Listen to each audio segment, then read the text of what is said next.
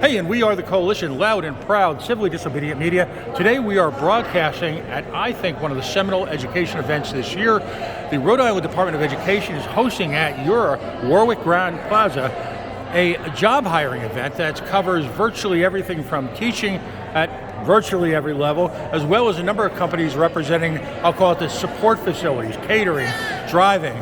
It's been packed all day. It's very successful. Important note, it's happening tomorrow, and it'll be tomorrow, what hours?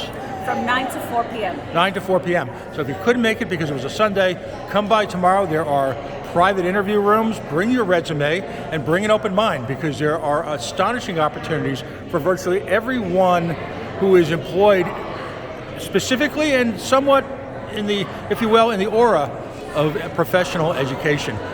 As is always the case, Rhode Island Director of Education, Angelica Infante Green, has always been gracious with her time and been very forthright in answering some of the questions.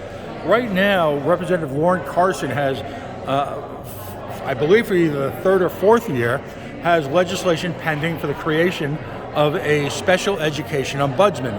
And we'll be playing this year's testimony again for folks to listen to. Frankly, it's heartbreaking. There are a lot of issues, a lot of challenges, some of it related, quite frankly, to what's happening today, which is staffing issues. In its current iteration, Director, do you support the legislation? And if not, what are your specific concerns? Well, what we have been supporting is a facilitated IEP, meaning parents to have support during the IEP process. There are about 40 other states that are doing it. That's what we're supporting, so that parents can actually get through the IEP, have the supports, have the information, and get the outcome that they want. What we don't want to do is continue to push more steps in the process. We want kids to get as much of the services that they need as quickly as possible. So then, and I'm asking not on behalf of you personally, obviously, what is the position on the ombudsman testimony? Does the Rhode Island Department of Education as an entity oppose it or support it? Well, I don't think it's about opposing and supporting it. I think what we want to do, and we've had several conversations with Carson about having a facilitated IEP, because that's what we think. And as a parent of a child with an IEP, I understand that that is important. It happens in other states. So that's what we would like to see happen at this point. We don't think that whatever's on the table right now is going to get to what parents want. And that is the services for their kids very quickly. Is there the potential for, there are a number of parents who in any situation like this evolve as leaders, spokesmen, representatives. You know, you see this all the time in education and virtually every aspect of civil life. They're frustrated.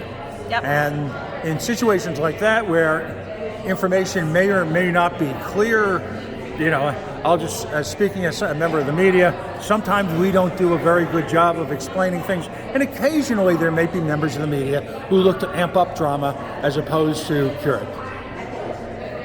We'd like to think that doesn't happen at us. All right. Is there potential for a meeting, non-publicized, private, because it's some very private issues at stake, for you, your professional staff, and some of those representative parents, so that Representative Carson has done a fine job of advocating for these parents. Actually, a wonderful job. But there's still that disconnect that's taking place. Is there a potential for a meeting like that to take place? Absolutely, absolutely. We are always available to sit with parents, mediate, come up with better solutions.